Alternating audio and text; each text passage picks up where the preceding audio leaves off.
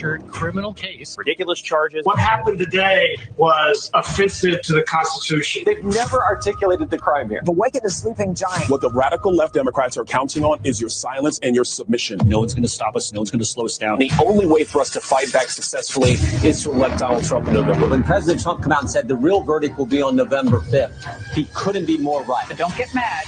Get motivated. We will fight for our Constitution. This is long from over. Thank you very much.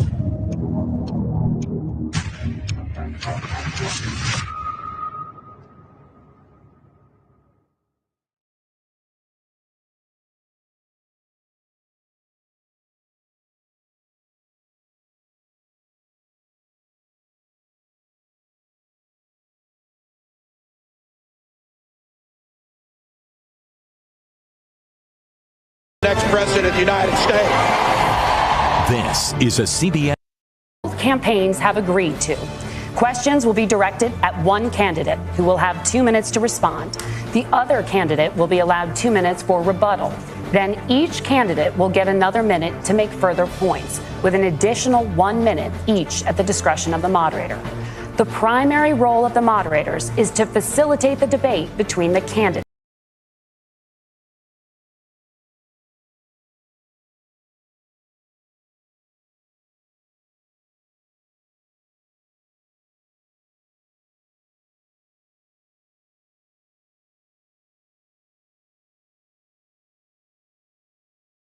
Senator, thank you for joining us. Let's get started.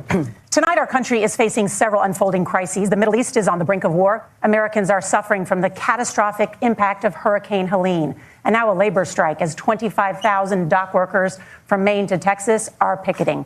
We're going to begin tonight with the Middle East. Margaret. Thank you, Nora. Earlier today, Iran launched its largest attack yet on Israel, but that attack failed, thanks to joint U.S. and Israeli defensive action. President Biden has deployed more than 40,000 U.S. military personnel and assets to that region over the past year to try to prevent a regional war. Iran is weakened, but the U.S. still considers it the largest state sponsor of terrorism in the world, and it has drastically reduced the time it would take to develop a nuclear weapon. It is down now to 1 or 2 weeks' time. Governor Walz, if you were the final voice in the Situation Room, would you support or oppose a preemptive strike by Israel on Iran? You have 2 minutes. Well, thank you. And thank you for those joining at home tonight. Let's keep in mind where this started. October 7th, Hamas terrorists massacred over 1,400 Israelis and took prisoners. Israel's ability to be able to defend itself is absolutely fundamental. Getting its hostages back, fundamental, and ending the humanitarian crisis in Gaza.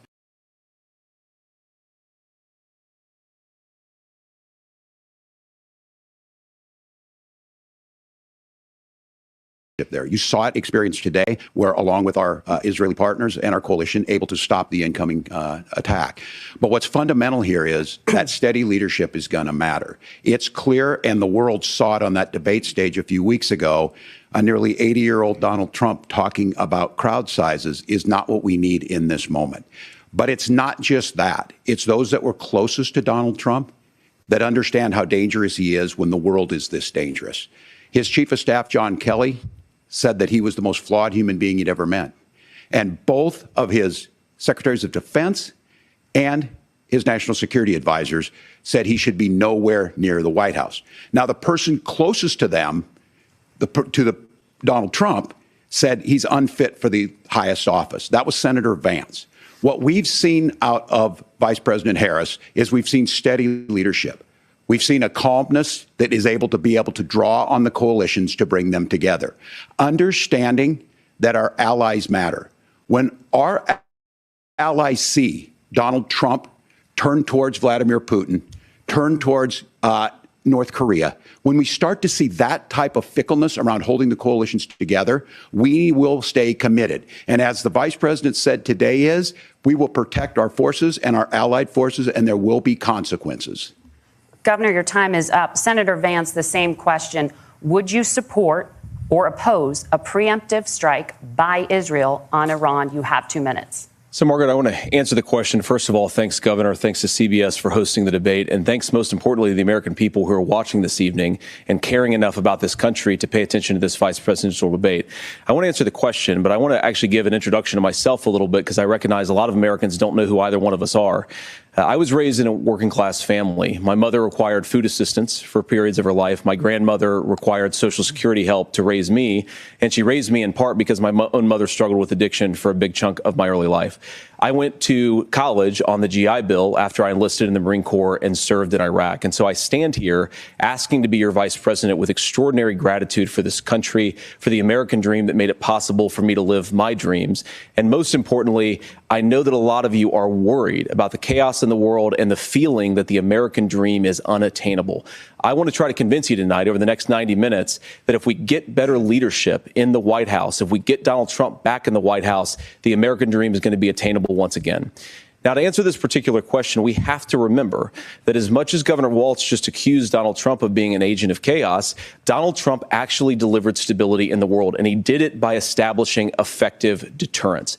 People were afraid of stepping out of line.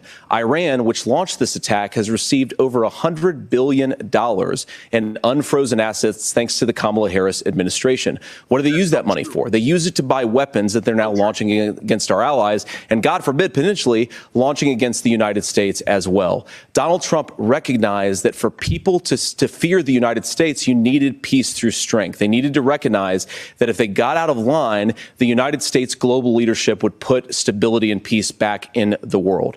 Now, you asked about a preemptive strike, Margaret, and I want to answer the question. Look, it is up to Israel what they think they need to do to keep their country safe, and we should support our allies wherever they are when they're fighting the bad guys. I think that's the right approach to take with the Israel question. Thank you, Senator. Governor Walz, do you care to respond to any of the allegations? Well, look, Donald Trump was in office. We'll sometimes hear a revisionist history, but when Donald Trump was in office, it was Donald Trump who we had a coalition of nations that had boxed Iran's nuclear program in, the inability to advance it. Donald Trump pulled that program and put nothing else in its place. So Iran is closer to a nuclear weapon than they were before because of Donald Trump's fickle leadership. And when Iran shot down an American aircraft in international airspace, Donald Trump tweeted, because that's the standard diplomacy of Donald Trump. And when Iranian missiles did fall near U.S. troops and they received traumatic brain injuries, Donald Trump wrote it off as headaches. Look, our allies understand that Donald Trump is fickle. He will go to whoever has the most flattery or where it makes sense to him. Steady leadership like you witnessed today, like you witnessed in April. Both Iranian attacks were repelled. Our coalition is strong, and we need the steady leadership that Kamala Harris is providing. Senator Vance, the U.S. did have a diplomatic deal with Iran to temporarily pause parts of its nuclear program, and President Trump did exit that deal. He recently said, just 5 days ago, the U.S. must now make a diplomatic deal with Iran because the consequences are impossible. Did he make a mistake? You have 1 minute. Well, first of all, Margaret, diplomacy is not a dirty word, but I think that's something that Governor Walz just said is quite extraordinary. You yourself just said Iran is as close to a nuclear weapon today as they have ever been. And Governor Walz, you blame Donald Trump. Who has been the vice president for the last 3.5 years? And the answer is your running mate, not mine. Donald Trump consistently made the world more secure. Now, we talk about the sequence of events that led us to where we are right now, and you can't ignore October the 7th, which I appreciate Governor Walz bringing up. But when did Iran and Hamas and their proxies attack Israel? It was during the administration of Kamala Harris. So Governor Walz can criticize Donald Trump's tweets, but effective, smart diplomacy and peace through strength is how you bring stability back to a very broken world. Donald Trump has already done it once before. Ask yourself at home, when was the last time, I'm 40 years old, when was the last time that an American president didn't have a major conflict break out? The only answer is during the 4 years that Donald Trump was president. Gentlemen, we have a lot to get to. Nora? Margaret, thank you. Let's turn now to Hurricane Helene. The storm could become one of the deadliest on record. More than 160 people are dead and hundreds more are missing. Scientists say climate change makes these hurricanes larger, stronger, and more deadly because of the historic rainfall. Senator Vance, according to CBS News polling, 7 in 10 Americans and more than 60% of Republicans under the age of 45 favor the U.S. taking steps to try and reduce climate change. Senator, what responsibility would the Trump administration have to try and reduce the impact of climate change? I'll give you 2 minutes. Sure. So first of all, let's start with the hurricane, because it's an unbelievable, unspeakable human tragedy. I just saw today actually a photograph of 2 grandparents on a roof with a 6-year-old child, and it was the last photograph ever taken of them because the roof collapsed and those innocent people lost their lives. And I'm sure Governor Walz joins me in saying our hearts go out to those innocent people, our prayers go out to them, and we want as robust and aggressive as a federal response as we can get to save as many lives as possible, and then of course afterwards to help the people in those communities rebuild. I mean, these are communities that I love. Some of them I know very personally in Appalachia, all across the Southeast. They need their government to do their job. And I commit that when Donald Trump is president again, the government will put the citizens of this country first when they suffer from a disaster. Now, Nora, you asked about climate change. I think this is a very important issue. Look, a lot of people are justifiably worried about all these crazy weather patterns. I think it's important for us, first of all, to say, Donald Trump and I support clean air, clean water. We want the environment to be cleaner and safer. But one of the things that I've noticed some of our Democratic friends talking a lot about is a concern about carbon emissions, this idea that carbon emissions drives all of the climate change. Well, let's just say that's true, just for the sake of argument, so we're not arguing about weird science. Let's just say that's true.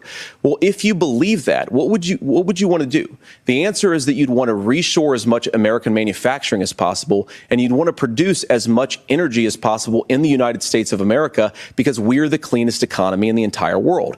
What have Kamala Harris's policies actually led to? More energy production in China, more manufacturing overseas, more doing business in some of the dirtiest parts of the entire world. And when I say that, I mean the amount of carbon emissions they're doing per unit of economic output. So if we actually care about getting cleaner air and cleaner water, the best thing to do is to double down and invest in American workers and the American people. And unfortunately, Kamala Harris has done exactly the opposite. Governor Walz, you have 2 minutes. Cleaner air and cleaner water. I serve as co-chair of the Council of Governors as we work together on these emergency managements. Governors know no partisanship. They work together to all of the governors and the emergency responders are on the ground. Those happen on the front end. The federal government comes in, makes sure they're there to that we recover. But we're still in that phase where we need to make sure that they're staying there, staying focused. Now, look, coming back to the climate change issue, there's no doubt this thing roared onto the scene faster and stronger than anything we've seen.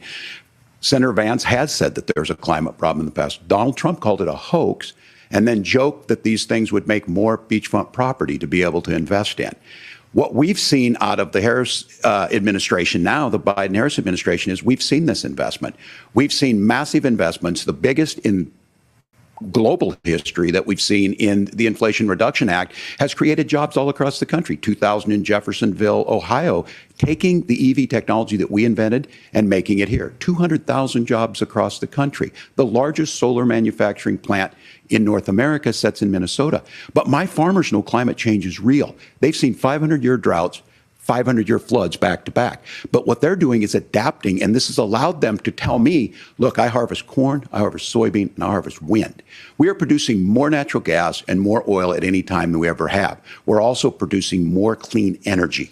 So the solution for us is to continue to move forward, that climate change is real.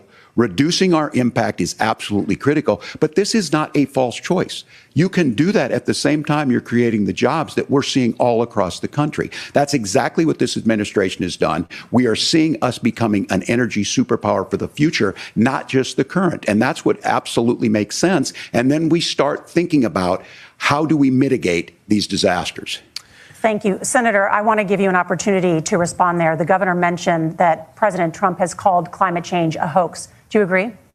Well, look, what the president has said is that if the Democrats, in particular Kamala Harris and her leadership, if they really believe that climate change is serious, what they would be doing is more manufacturing and more energy production in the United States of America, and that's not what they're doing. So clearly, Kamala Harris herself doesn't believe her own rhetoric on this. If she did, she would actually agree with Donald Trump's energy policies. Now, something Governor Walz said I think is important to touch upon, because when we talk about clean energy, I think that's a slogan that often the Democrats Democrats will use here. And I'm talking, of course, about the Democratic leadership. And the real issue is that if you're spending hundreds of millions or even billions of dollars of American taxpayer money on solar panels that are made in China, number one, you're going to make the economy dirtier. We should be making more of those solar panels here in the United States of America. Some of them are, Tim, but a lot of them are being made overseas in China, especially the components that go into those solar panels. So if you really want to make the environment cleaner, you've got to invest in more energy production.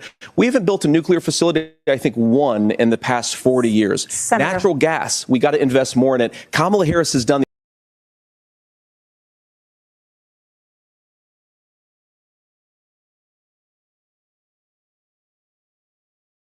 We're producing more natural gas than we ever have. There's no moratorium on that. We're producing more oil. But the folks know, and like I said again, these are not liberal folks. These are not folks that are Green New Deal folks. These are farmers that have been drought one year, massive flooding the next year. They understand that it makes sense. Look, our number one export cannot be topsoil from erosion from these massive storms. We saw it in Minnesota this summer.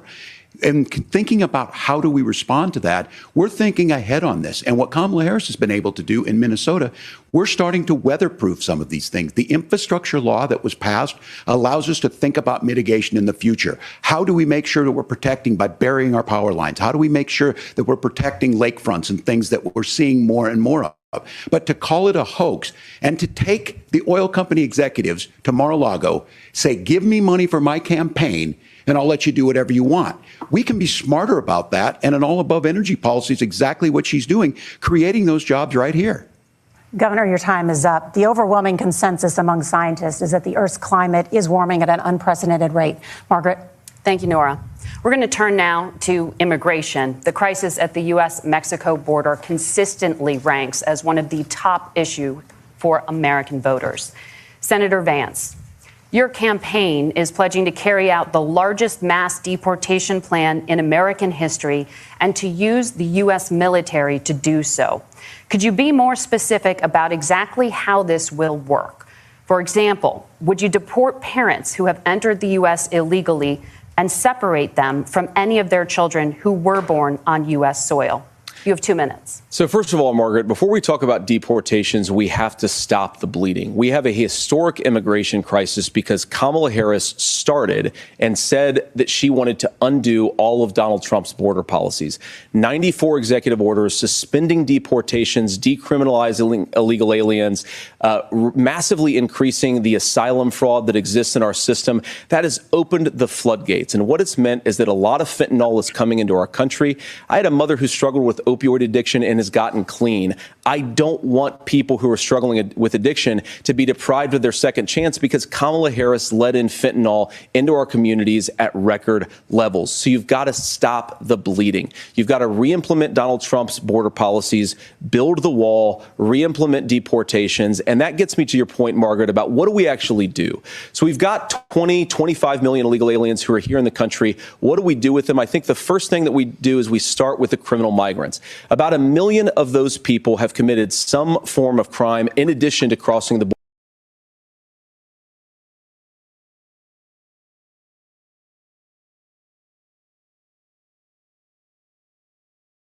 Of American workers. A lot of people will go home if they can't work for less than minimum wage in our own country. And by the way, that'll be really good for our workers who just want to earn a fair wage for doing a good day's work. And the final point, Margaret, is you ask about family separation. Right now in this country, Margaret, we have 320,000 children that the Department of Homeland Security has effectively lost. Some of them have been sex trafficked. Some of them hopefully are at homes with their families. Some of them have been used as drug trafficking mules. The real family separation policy in this country is unfortunately Kamala Harris's wide open southern border. And I'd ask my fellow Americans to remember when she came into office, she said she was going to do this. Real leadership would be saying, you know what, I screwed up. We're going to go back to Donald Trump's border policies. I wish that she would do that. It would be good for all of us. Governor, do you care to respond to any of those specific allegations, including that the vice president is, quote, letting in fentanyl and using kids as drug mules, among other things regarding children. The drug mule is not true, but I will say about this, about the fentanyl, because this is a crisis of this, the opioid crisis. And the good news on this is the last 12 months saw the largest decrease in opioid deaths in our nation's history, 30% decrease in Ohio, but there's still more work to do. But let's go back to this on immigration. Kamala Harris was the Attorney General of the largest state and a border state in California. She's the only person in this race who prosecuted transnational gangs for human trafficking and drug interventions. But look, we all want to solve this. Most of us want to solve this, and that is the United States Congress. That's the Border Patrol agents. That's the Chamber of Commerce. That's most Americans out here. That's why we had the fairest and the toughest bill on immigration that this nation's seen. It was crafted by a conservative senator from Oklahoma, James Lankford. I know him. He's super conservative, but he's a man of principle, wants to get it done. Democrats and Republicans worked on this piece of legislation. The Border Patrol said, this is what we need in here. These are the experts. And the Chamber of Commerce and the Wall Street Journal said, pass this thing. Kamala Harris helped get there. 1,500 new border agents, detection for drugs, DOJ money to speed up the adjudications on this, just what America wants. But as soon as I was getting ready to pass and actually tackle this, Donald Trump said no, told them to vote against it because it gives him a campaign issue. It gives him what would Donald Trump talk about if we actually did some of these things? And they need to be done by the legislature. You can't just do this through the executive branch. So look, we have the options to do this. Donald Trump had 4 years. He had 4 years to do this. And he promised you, America, how easy it would be. I'll build you a big, beautiful wall, and Mexico will pay for it. Less than 2% of that wall got built, and Mexico didn't pay a dime. But here we are again, 9 years after he came down that escalator, dehumanizing people and telling them what he was going to do. As far as the deportation plan, at one point, Senator Vance said it was so unworkable to be laughable. So that's where we're at. Pass the bill, she'll sign it. Governor, your time is up. Senator, the question was, will you separate parents from their children, even if their kids are U.S. citizens? You have 1 minute. Margaret, my point is that we already have massive child separations thanks to Kamala Harris's open border. And I didn't accuse Kamala Harris of inviting drug mules. I said that she enabled the Mexican drug cartels to operate freely in this country. And we know that they use children as drug mules. And it is a disgrace, and it has to stop. Look, I think what Tim said just doesn't pass the smell test. For 3 years, Kamala Harris went out bragging that she was going to undo Donald Trump's border policy. She did exactly that. We had a record number of illegal crossings. We had a record number of fentanyl coming into our country. And now that she's running for president, or a few months before, she says that somehow she got religion and cared a lot about a piece of legislation.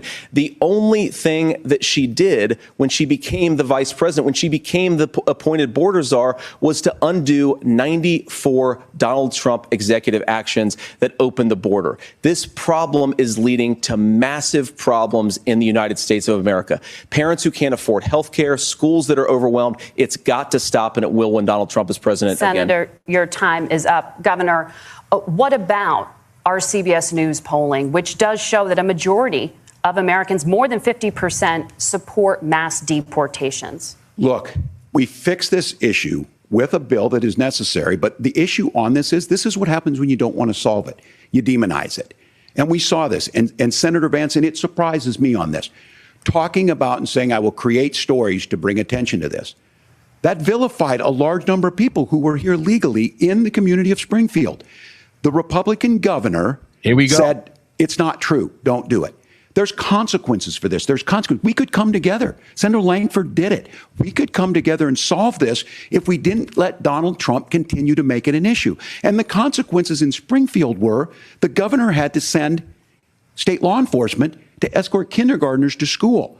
I believe Senator Vance wants to solve this, but by standing with Donald Trump and not working together to find a solution, it becomes a talking point. And when it becomes a talking point like this, we dehumanize and villainize other human beings.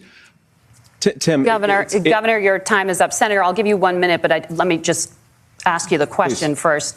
The governor has made the point, and I think as a sitting lawmaker, you know that Congress controls the purse strings and any funding.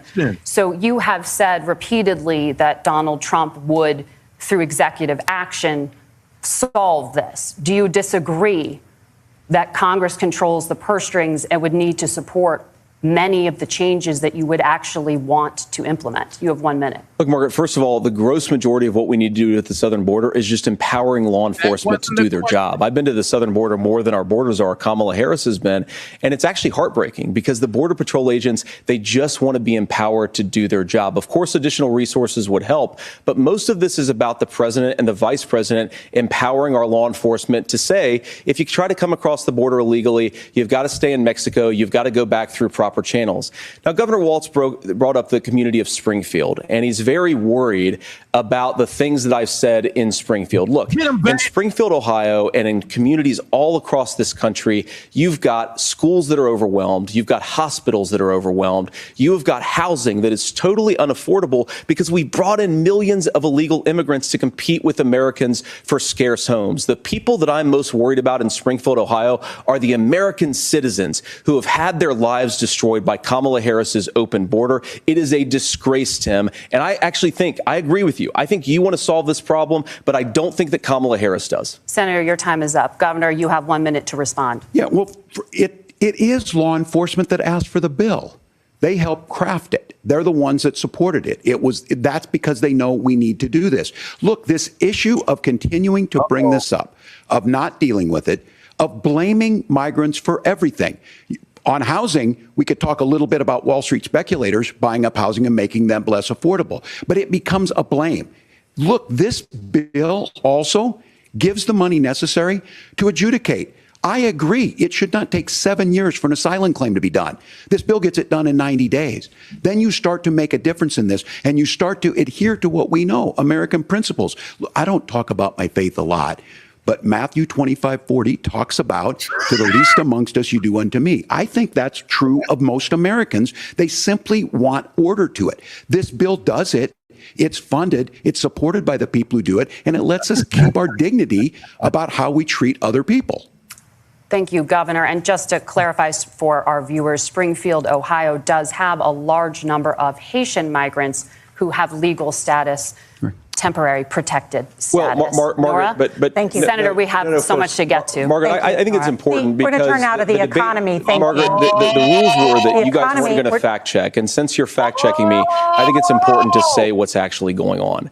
So there's an application called the CBP One app, where you can go on as an illegal migrant, apply for asylum or apply for parole, and be granted legal status at the wave of a Kamala Harris open border wand. That is not a person coming in, applying for a green card and waiting for 10 years. That is the facilitation of illegal immigration, Margaret, by our own leadership. Thank you, Senator, for describing the legal process.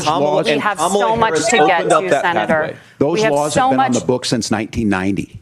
Thank you, gentlemen. The CBP One app has not been on the books since 1990. It's something that Kamala Harris created, Margaret. Gentlemen, the audience can't hear you because your mics are cut. We have so much we want to get to. Thank you for explaining the legal process. Come on, man. Nora. Thank you, Margaret. The economy is a top concern for voters. Each of your campaigns has released an economic plan. So let's talk about the specifics. Governor Walz, Vice President Harris unveiled a plan that includes billions in tax credits for manufacturing, housing, and a renewed child tax credit. The Wharton School says your proposals will increase the nation's deficit by $1.2 trillion. How would you pay for that without ballooning the deficit? Governor, I'll give you 2 minutes. Yeah, thank you. And Kamala Harris and I do believe in the middle class because that's where we come from. We both grew up in that. We understand. So those of you out there listening tonight, you're hearing a lot of stuff back and forth, and it's good. It's healthy. That's what this is supposed to happen. You should be listening. How's this going to impact me? The bold forward plan that Kamala Harris put out there is talking about this housing issue. The one thing is there's 3 million new houses proposed under this plan with down payment assistance on the front end to get you in a house. A house is much more than just an asset to be traded somewhere. It's foundational to where you're at. And then making sure that the things you buy every day, whether they be prescription drugs or other things, that there's fairness in that. Look, the $35 insulin is a good thing, but it costs $5 to make insulin.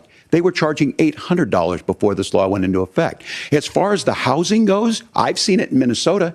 12% more houses in Minneapolis, prices went down on rent 4%. It's working. And then making sure tax cuts go to the middle class. $6,000 child tax credit, we have one in Minnesota, reduces childhood poverty by a third. We save money in the long run, and we do the right thing for families. And then getting businesses off the ground. The law as it stands right now is $5,000 tax credit for small business, increasing that to $50,000. Now, this is a philosophical difference between us. Donald Trump made a promise, and I'll give you this. He kept it. He took folks to Mar-a-Lago, said, you're rich as hell, I'm going to give you a tax cut. He gave the tax cuts that predominantly went to the top class. What happened there was an $8 trillion increase in the national debt, the largest ever. Now he's proposing a 20% consumption or sales tax on everything we bring in. Everyone agrees, including businesses, it would be destabilizing it, it would increase inflation and potentially lead to a recession. Look, this is simple for you. Where are we going? Kamala Harris has said to do the things she wants to do, we'll just ask the wealthiest to pay their fair share. When you do that, our system works best, more people are participating in it, and folks have the things that they need. Senator, I want to give you a moment to respond on that. But similarly, the Wharton School has done an analysis of the Trump plan and says it would increase the nation's deficit by $5.8 trillion. My question is the same for you. How do you pay for all that without ballooning the deficit? I'll give you 2 minutes. Well, first of all, you're going to hear a lot from Tim Walz this evening, and you just heard it in the answer, a lot of what Kamala Harris proposes to do. And some of it, I'll be honest with you, it even sounds pretty good. Here's what you won't hear, is that Kamala Harris has already done it. Because she's been the vice president for 3.5 years. She had the opportunity to enact all of these great policies. And what she's actually done instead is drive the cost of food higher by 25%, drive the cost of housing higher by about 60%. Open the American southern border and make middle-class life unaffordable for a large number of Americans. If Kamala Harris has such great plans for how to address middle-class problems, then she ought to do them now. Not when asking for a promotion, but in the job the American people gave her 3.5 years ago. And the fact that she isn't tells you a lot about how much you can trust her actual plans. Now, Donald Trump's economic plan is not just a plan, but it's also a record. A lot of those same economists attack Donald Trump's plans, and they have PhDs, but they don't have common sense and they don't have wisdom, because Donald Trump's economic policies delivered the highest take-home pay in a generation in this country, 1.5% inflation, and to boot, peace and security all over the world. So when people say that Donald Trump's economic plan doesn't make sense, I say, look at the record. He delivered rising take-home pay for American workers. Now, Tim admirably admits that they want to undo the Trump tax cuts. But if you look at what was so different about Donald Trump's tax cuts, even from previous Republican tax cut plans, is that a lot of those resources went to giving more take-home pay to middle class and working class Americans.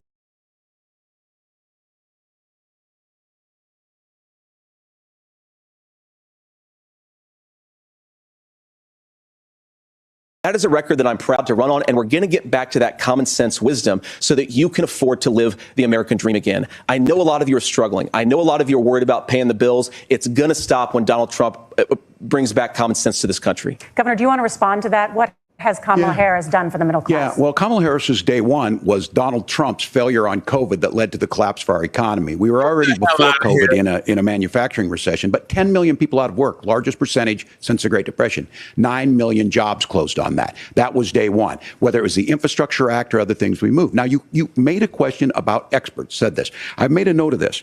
Economists can't be trusted. Science can't be trusted. National security folks can't be trusted.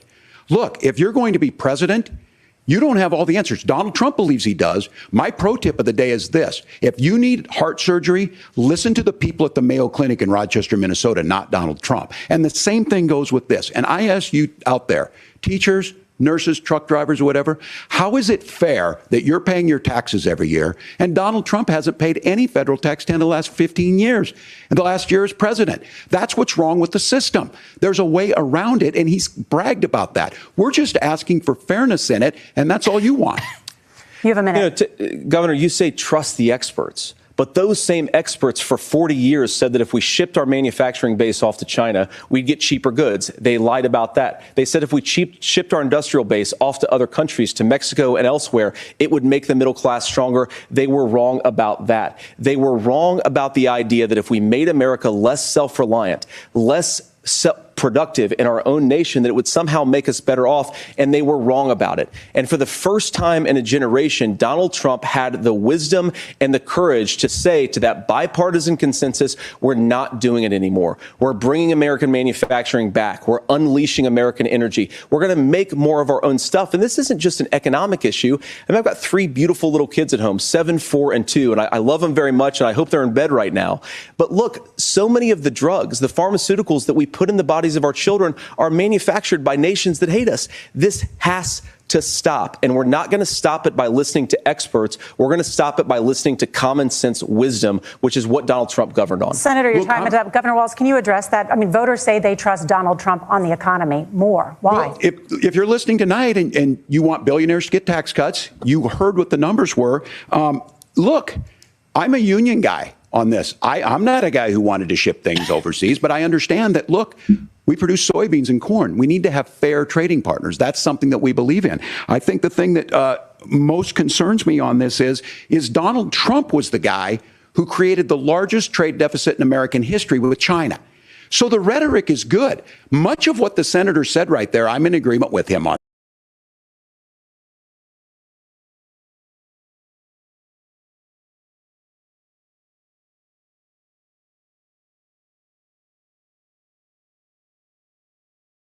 Ship it over, and we saw people profit. Folks that are venture capital in some cases, putting money into companies that were overseas. We're in agreement that we bring those home. The issue is Donald Trump is talking about it. Kamala Harris has a record, 250,000 more manufacturing jobs just out of the IRA. May I respond to that? Yes.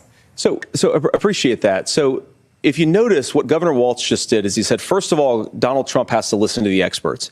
And then when he acknowledged that the experts screwed up, he said, well, Donald Trump didn't do nearly as good of a job as the statistics that's a gross generalization. that he did. So what Tim Walz is doing, and I honestly, Tim, I think you got a tough job here, because you've got to play whack-a-mole. You've got to pretend that Donald Trump didn't deliver rising take-home pay, which of course he did. You've got to pretend that Donald Trump didn't deliver lower inflation, which of course he did. And then you've simultaneously got to defend Kamala Harris's atrocious economic record, which has made gas, groceries, and housing unaffordable for American citizens. I was raised by a woman who would sometimes go into medical debt so that she could put food on the table in our household. I know what it's like to not be able to afford the things that you need to afford. We can do so much better. To all of you watching, we can get back to an America that's affordable again. We just got to get back to common sense economic principles. I hope we have a conversation on health care then. Senator, Governor. Please. Thank you. Margaret? We have a lot to get to ahead, gentlemen, on many topics. But right now, I want to talk about personal qualifications. The vice president is often the last voice the president hears before making consequential decisions. We want to ask you about your leadership qualities. Governor Walz, you said you were in Hong Kong during the deadly Tiananmen Square protests in the spring of 1989. But Minnesota Public Radio and other media outlets are reporting that you actually didn't travel to Asia until August of that year. Can you explain that discrepancy? Yeah, well, and to the folks out there who didn't get at the top of this, look, I grew up in small rural Nebraska, town of 400, town that you rode your bike with your buddies till the streetlights come on, and I'm proud of that service. I joined the National Guard at 17, worked on family farms, and then I used the GI Bill to become a teacher, passionate about it, a young teacher. My first year out, I got the opportunity in the summer of '89 to travel to China. 35 years ago, be able to do that. I came back home and then started a program to take young people there. We would take basketball teams, we would take baseball teams, we would take dancers, and we would go back and forth to China. The issue for that was to try and learn. Now, look, my community knows who I am. They saw where I was at. Look, I will be the first to tell you, I have poured my heart into my community. I've tried to do the best I can, but I've not been perfect. And I'm a knucklehead at times, but it's always been about that. Those same people elected me to Congress for 12 years. And in Congress, I was one of the most bipartisan people, working on things like farm bills that we got done, working on veterans benefits. And then the people of Minnesota were able to elect me to governor twice. So look, my commitment has been from the beginning to make sure that I'm there for the people, to make sure that I get this right. I will say more than anything, many times I will talk a lot. I will get caught up in the rhetoric. But being there, the impact it made, the difference it made in my life, I learned a lot about China. I hear the critiques of this. I would make the case that Donald Trump should have come on one of those trips with us. I guarantee you he wouldn't be praising Xi Jinping about COVID. And I guarantee you he wouldn't start a trade war that he ends up losing. So this is about trying to understand the world. It's about trying to do the best you can for your community. And then it's putting yourself out there and letting your folks understand what it is. My commitment, whether it be through teaching, which I was good at, or whether it was being a good soldier or was being a good member of Congress, those are the things that I think are the values that people care about. Governor, just to follow up on that, the question was, can you explain the discrepancy? All I said on this is I got there that summer and misspoke on this. So I will just, that's what I've said. Oh, now he misspoke. Come on. So I was in Hong Kong and China during the democracy protests. They trying to, and from that, I learned a lot of what needed to be in governance. Thank you, Governor. Senator Vance, in 2016, you called your running mate, Donald Trump, unfit for the nation's highest office, and you said he could be America's Hitler. I know you've been asked many times, and you've said you regret those comments.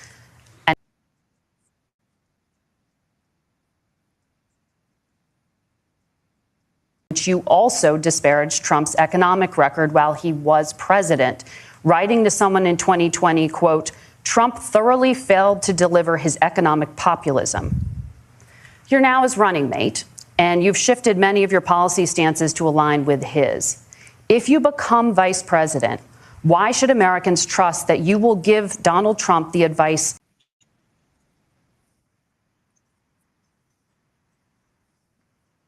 Well, first of all, Margaret, because I've always been open. And sometimes, of course, I've disagreed with the president, but I've also been extremely open about the fact that I was wrong about Donald Trump. I was wrong, first of all, because I believed some of the media stories that turned out to be dishonest fabrications of his record.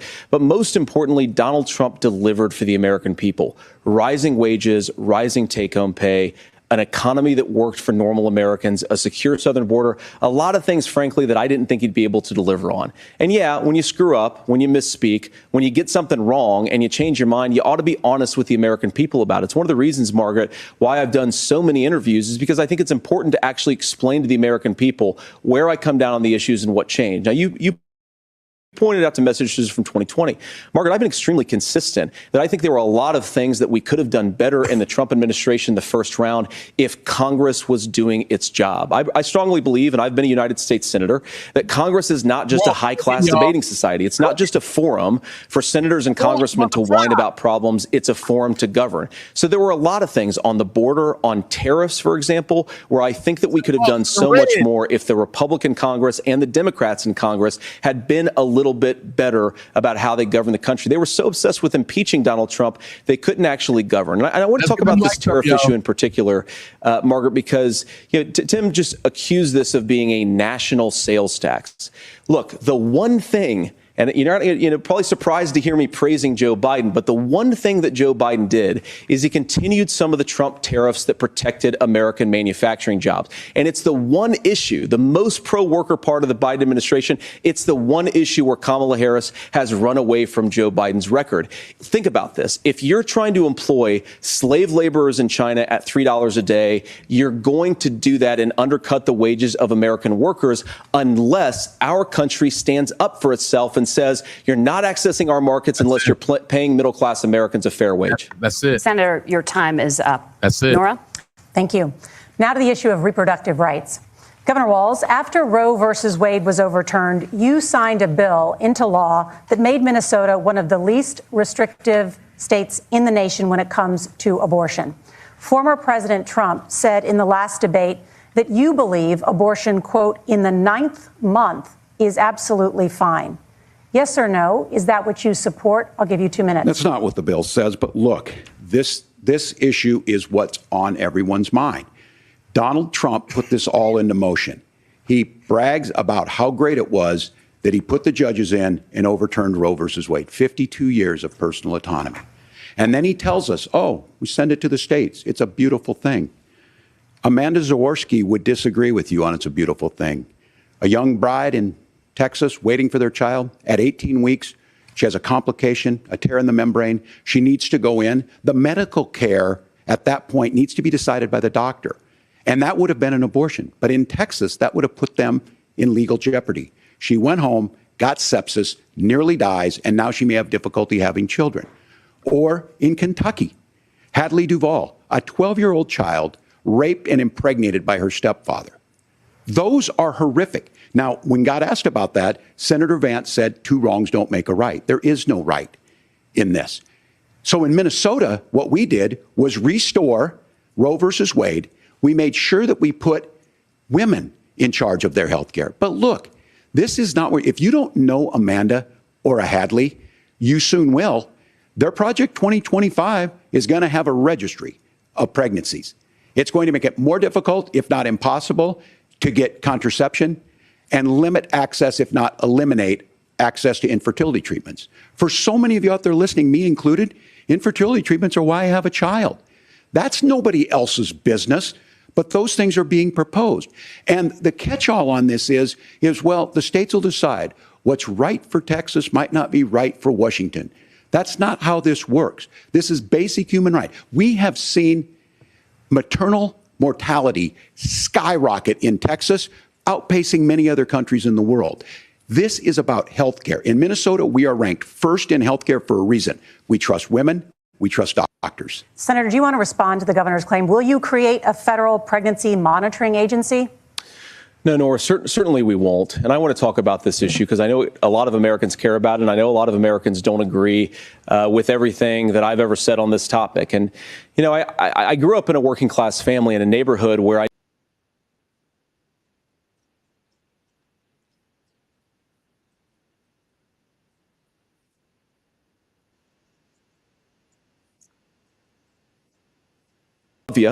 and she told me something a couple years ago that she felt like if she hadn't had that abortion, that it would have destroyed her life because she was in an abusive relationship.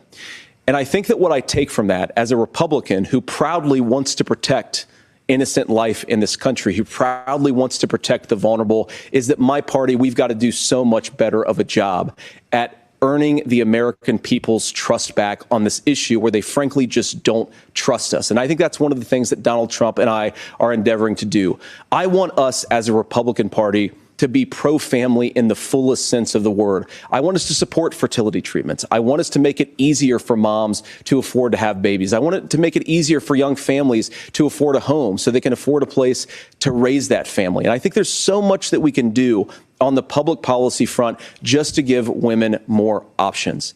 Now, of course, Donald Trump has been very clear that on the abortion policy specifically, that we have a big country and it's diverse. And California has a different viewpoint on this than Georgia. Georgia has a different viewpoint from Arizona. And the proper way to handle this, as messy as democracy sometimes is to let voters make these decisions, let the individual states make their abortion policy. And I think that's what makes the most sense in a very big, a very diverse, and let's be honest, sometimes a very, very messy and divided country.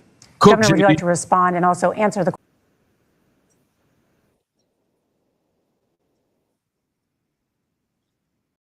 Well, let me tell you about this idea that there's diverse states. There's a young woman named Amber Thurman. She happened to be in Georgia, a restrictive state. Because of that, she had to travel a long distance to North Carolina to try and get her care. Amber Thurman died in that journey back and forth. The fact of the matter is, how can we as a nation say that your life and your rights, as basic as the right to control your own body, is determined on geography? There's a very real chance, had Amber Thurman lived in Minnesota, she would be alive today. That's why the restoration of Roe versus Wade. When you listen to Vice President Harris talk about this subject and you hear me talk about it, you hear us talking exactly the same. Donald Trump is trying to figure out how to get the political right of this. I agree with a lot of what Senator Vance said about what's happening. His running mate, though, does not. And that's the problem. Governor, your time is up. Senator, let me ask you about that. He mentioned, it was, I think,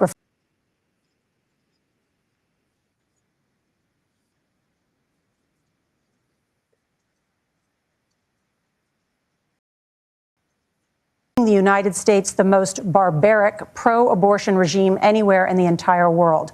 My question is, why have you changed your position? Well, Nora, first of all, I never supported a national ban. I did when I was running for Senate in 2022 talk about setting some minimum national standard. For example, we have a partial birth abortion ban in place in this country at the federal level. I don't think anybody's trying to get rid of that, or at least I hope not, though I know that Democrats have taken a very radical pro-abortion stance. But Nora, one of the things that changed is in the state of Ohio, we had a referendum in 2023, and the people of Ohio voted overwhelmingly, by the way, against my position. And I think that what I learned from that, Nora, is that we've got to do a better job at winning back people's trust. So many young women would love to have families. So many young women also see an unplanned pregnancy as something that's going to destroy their livelihood, destroy their education, destroy their relationships. And we have got to earn people's trust back. And that's why Donald Trump and I are committed to pursuing pro-family policies, making childcare more accessible, making fertility treatments more accessible, because we've got to do a better job at that. And that's what real leadership is. Governor, your response. I'm going to respond on the pro-abortion piece of that. No, we're not. We're pro-women. We're pro-freedom to make your own choice. We know what the implications are to not be that. Women having miscarriages, women not getting the care, physicians feeling like they may be prosecuted for providing that care. And as far as making sure that we're educating our children and giving them options, Minnesota's a state with one of the lowest teen pregnancy rates. We understand that too. We know that the options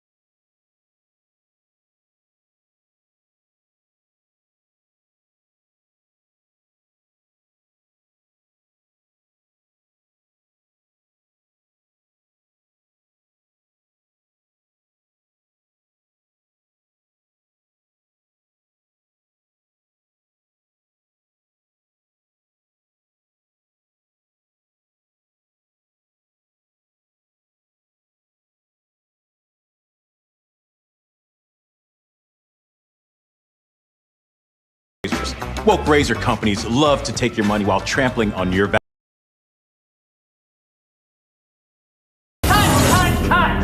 What is this? We're filming the commercial for the brand new second generation Jeremy's razor. Yeah, I get it. We moved our manufacturing out of China. Plus, with the new Sprint 3 and Precision 5 blades, you can shave like a man, not a manifesto. But who's he? Customers want diversity. Customers want inclusion. Customers want Black Jeremy.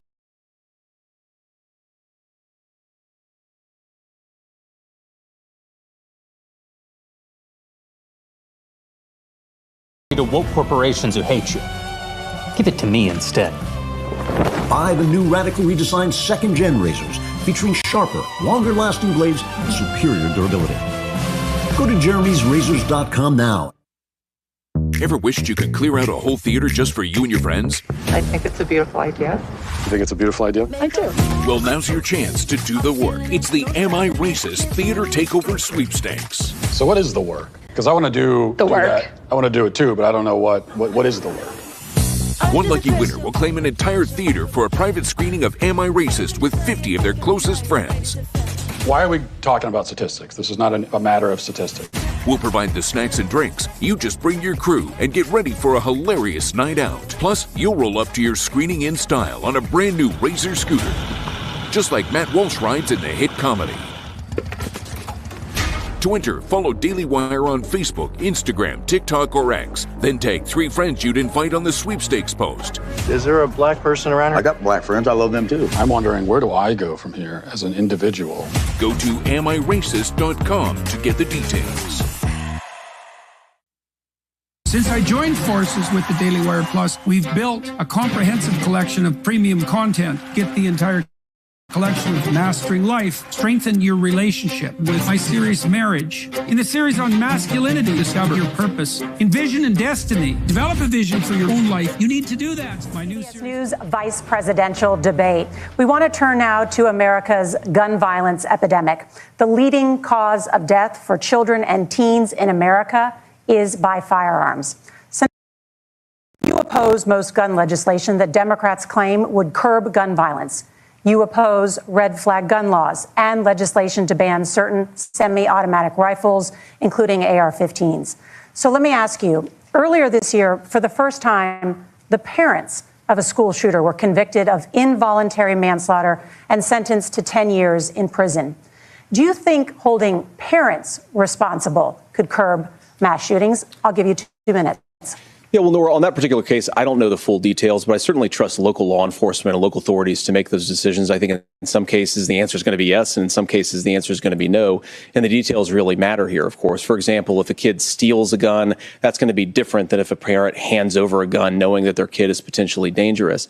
But look, I want to just sort of speak as a father of 3 beautiful little kids, and our oldest is now in 2nd grade. And like a lot of parents, we send our kids to school with such hope and such joy and such pride at their little faces on the first day of school. And we know, unfortunately, that a lot of kids are going to experience this terrible epidemic of gun violence. And of course, our hearts go out to the families that are affected by this terrible stuff. And we do have to do better. And I think that Governor Walz and I actually probably agree that we need to do better on this. The question is just, how do we actually do it?